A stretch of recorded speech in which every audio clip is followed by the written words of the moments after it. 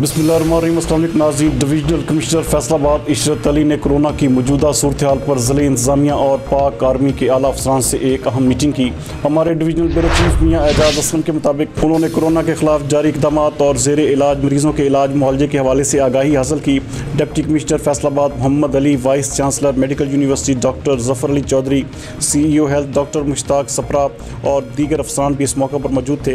इस मौके पर डिवीजनल कमिश्नर का कहना था कि कोरोना वायरस के कन्फर्म मरीज़ों के इलाज मुआवजा पर मामूर डॉक्टर्स व पैरामेडिकल स्टाफ की सेहत का हर मुमकिन ख्याल रखा जाए और उन्हें हिफाजती साजो सामान व किट्स की फराहमी में कोई रुकावट नहीं आनी चाहिए।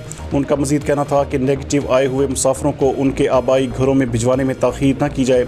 इजलास के दौरान डिप्टी कमिश्नर ने इंसदादे कोरोना इक़दाम से आगाह किया, जबकि वाइस चांसलर ने कोरोना टेस्ट की सूरत हाल पर ब्रीफिंग भी दी।